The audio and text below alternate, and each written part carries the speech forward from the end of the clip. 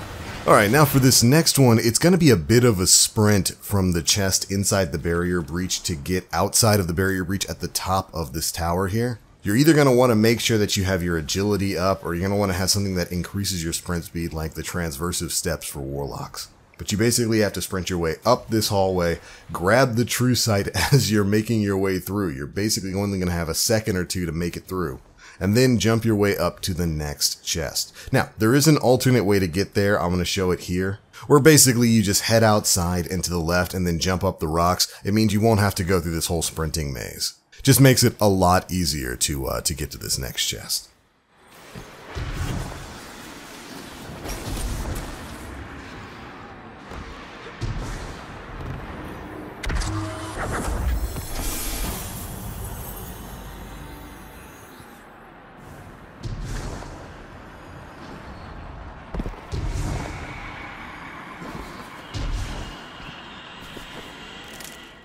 Alright, and after that one, the final chest we're going to show you here is located in this far off tower. Now, it's pretty obvious that this is supposed to become available later in the season, like previous hidden chests and hidden ascendant anchors in Shattered Thrones in some of the previous weeks of this season. But if you're on a Titan or on a Warlock, you can actually just fly over to the top of this tower using stuff like Middle Tree Striker or, of course, Dawnblade.